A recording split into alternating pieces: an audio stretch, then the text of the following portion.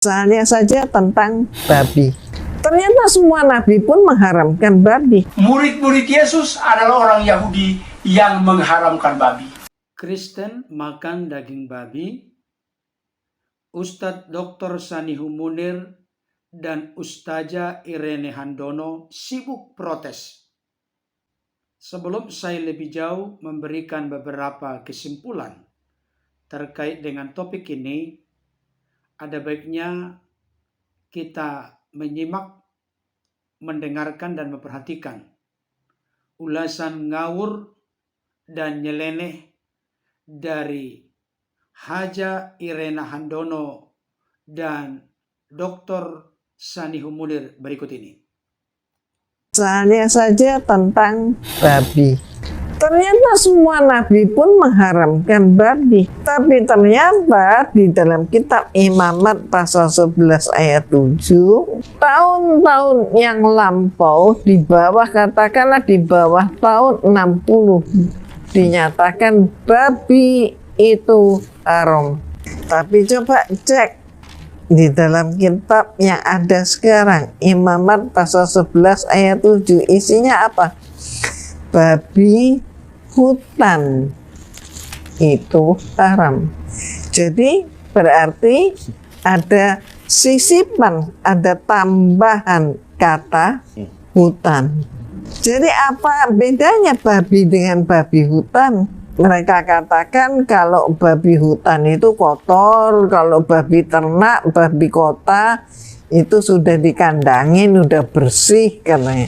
Ya tetap aja babi. Kitab Imamat, demikian juga babi, karena memang berkuku belah, yaitu kukunya bersela panjang tetapi tidak memamah biak. Haram itu bagimu, sekali lagi haram itu bagimu. Daging binatang-binatang itu jangan kamu makan, dan bangkainya jangan kamu sentuh. Haram semua itu bagimu. Murid-murid Yesus adalah orang Yahudi yang mengharamkan babi. Baik Bapak Ibu Saudara, tadi kita sudah menyimak, mendengarkan sekaligus memperhatikan penjelasan ngawur dari Ustazah Irene Handono dan juga dari Ustadz Dr. Sanihu Munir.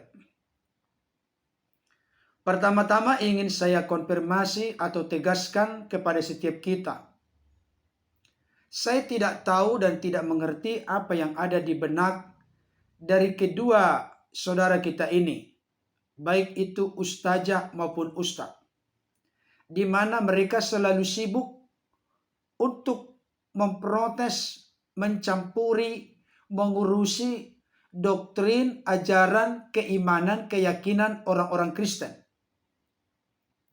Kalau memang Ustazah Irene Handono dan Ustadz Dr. Sanihu Munir menganggap bahwa daging babi adalah haram menurut keyakinan dan kepercayaanmu, yaitu urusanmu. Tetapi jangan memaksakan kehendak. Karena apa?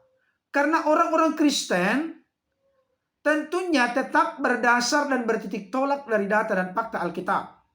Tidak ada masalah ketika kami memakan daging babi dengan ucapan syukur dan doa. Adapun ayat-ayat yang dikutip oleh kedua saudara kita ini, saya katakan tidak ada yang salah dan keliru. Tetapi ada beberapa hal yang perlu menjadi catatan. Yang pertama, kedua saudara kita ini tidak mengerti konteks dari ayat yang dibaca tersebut. Yang kedua, kedua saudara kita ini mengambil konklusi kesimpulan dengan tidak utuh dan lengkap karena hanya fokus menyoroti babi atau babi hutan. Kami orang-orang Kristen tidak pernah mempermasalahkan apakah itu babi hutan atau babi. Babi hutan artinya babi yang tidak dipelihara, berkeliaran. Babi artinya babi yang dipelihara. Karena dua-duanya memakai kata Ibrani kajir. Baik babi hutan maupun babi Akar katanya sama dalam bahasa Ibrani, yaitu kasir. Kedua-duanya bisa dimakan, baik itu babi hutan maupun babi yang dipelihara. Tidak ada masalah. Tetapi apa yang saya maksud dengan tidak mengerti konteks? Kalau kita melihat Imamat 11, di mana baik itu Ustazah Irena Handono maupun Dr. Sanihu Munir, mereka hanya fokus kepada Imamat 11 ayat 7. Saya bacakan untuk kita. Demikian juga babi hutan karena memang berkuku belah, yaitu kukunya bersela panjang, tetapi tidak memamah biak, haram itu bagimu. Tapi mereka tidak menyoroti ayat-ayat sebelumnya. Kita coba mulai dari ayat 4. Tetapi inilah yang tidak boleh kamu makan dari yang memamah biak atau dari yang berkuku belah, unta. Karena memang memamah biak tetapi tidak berkuku belah, haram itu bagimu. Juga pelanduk, karena memang memamah biak tetapi tidak berkuku belah, haram itu bagimu. Juga kelinci, karena memang memamah biak tetapi tidak berkuku belah, haram itu bagimu. Perhatikan, selalu ditutup dengan kata-kata haram itu bagimu, haram itu bagimu, haram itu bagimu, haram itu bagimu. Apa yang tidak utuh dimengerti dan dipahami oleh Ustazah Irena Handono dan juga Ustadz Dr. Sanihu Munir. Mereka hanya menyoroti babi hutan. Bagaimana dengan unta, pelanduk, kelinci? Kalau memang kedua saudara kita ini meyakini bahwa Taurat diturunkan kepada Musa, salah satu di antaranya adalah kitab Imamat. Kalau memang meyakini kitab Taurat, kenapa Ustazah Irena Handono dan Ustadz Sanihu Munir tidak memakan babi atau babi hutan, tapi masih memakan unta, pelanduk, kelinci? Sama saja. Tetapi bukan di situ akar persoalannya, Bapak Ibu Saudara. Perhatikan baik. Dimulai dari ayat 4 sampai ayat ke-7. Haram itu bagimu, haram itu bagimu, haram itu bagimu, haram itu bagimu. Di sini ada bagimu, bagimu, bagimu, bagimu. Bagi siapa? Kita lihat kepada siapa ini ditujukan. Imamat 11 ayat 1 sampai 2. Lalu Tuhan berfirman kepada Musa dan Harun. Katanya kepada mereka, katakanlah kepada orang Israel begini. Inilah binatang-binatang yang boleh kamu makan dari segala binatang berkaki 4 yang ada di atas bumi. Dan seterusnya. Jadi haram itu bagimu, itu haram itu bagi orang-orang Israel. Pertanyaan saya, apakah seperti saya ini orang Israel? Israel rohani iya. Karena telah percaya kepada Mesias yang dijanjikan yang akan datang dan dipenuhi di dalam diri Yesus Kristus penggenapannya. Jadi saya ingin tegaskan kepada kita, gagal paham dari Ustazah Irena Handono dan juga Ustadz Dr. Sanihu Munir ini adalah mereka tidak bisa membedakan antara hukum seremonial, hukum sipil, dan hukum moral. Hukum seremonial itu tidak menjadi keharusan dan kewajiban bagi orang-orang Kristen. Hukum sipil juga demikian, karena Indonesia telah memiliki hukum sipil yang khusus Indonesia. Hukum sipil Israel tidak harus diikuti oleh orang Indonesia. Tapi kalau hukum moral secara spesifik, 10 hukum atau dekalog. Jangan berdusta, jangan membunuh, jangan mencuri, jangan berzina, hormati ayahmu dan ibumu, jangan menyembah ilah lain, dan seterusnya.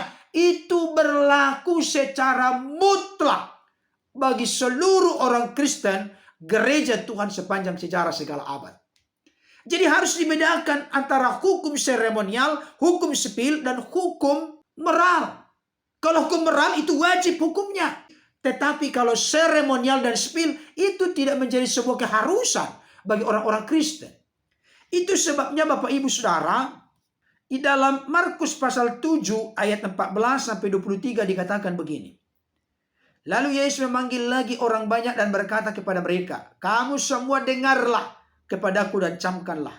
Apapun dari luar yang masuk ke dalam seseorang tidak dapat menajiskannya. Tetapi apa yang keluar dari seseorang itulah yang menajiskannya. Barang siapa bertelinga untuk mendengar, hendaklah ia mendengar." Sesudah ia masuk ke sebuah rumah untuk menyingkir dari orang banyak, murid-muridnya bertanya kepadanya tentang arti perumpamaan itu. Maka jawabnya, "Apakah kamu juga tidak dapat memahaminya? Tidak tahukah kamu bahwa segala sesuatu dari luar yang masuk ke dalam seseorang tidak dapat menajiskannya, karena bukan masuk ke dalam hati, tetapi ke dalam perutnya, lalu dibuang di jamban? Dengan demikian, ia menyatakan semua makanan halal. Katanya lagi, apa yang keluar dari seseorang, itulah yang menajiskannya. Sebab dari dalam, dari hati orang timbul segala pikiran jahat, percabulan, pencurian, pembunuhan, perzinahan, keserakahan, kejahatan, kelicikan, hawa nafsu, iri hati, hujat, kesombongan, kebebalan. Semua hal-hal jahat ini timbul dari dalam dan menajiskan orang." Prinsipnya praktis disimpulkan oleh Yesus.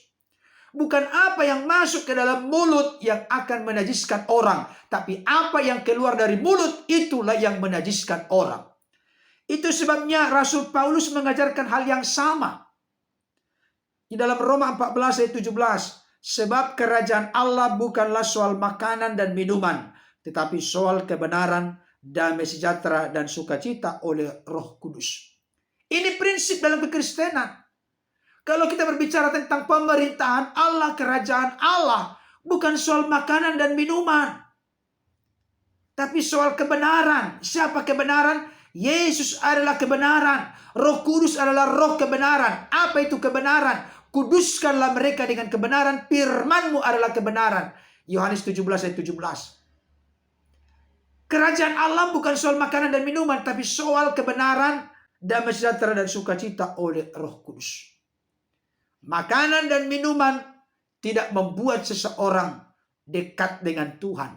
Tetapi ketika mereka hidup di dalam pengakuan Yesus sebagai Tuhan Juru Selamat yang adalah kebenaran, hidupnya dipimpin oleh Roh Kudus, hidupnya dipimpin oleh firman, maka mereka akan menikmati pemerintahan, kekuasaan Allah, kerajaan Allah dalam hidupnya, baik di dunia ini maupun di dunia yang akan datang. Tuhan Yesus memberkati. Amin.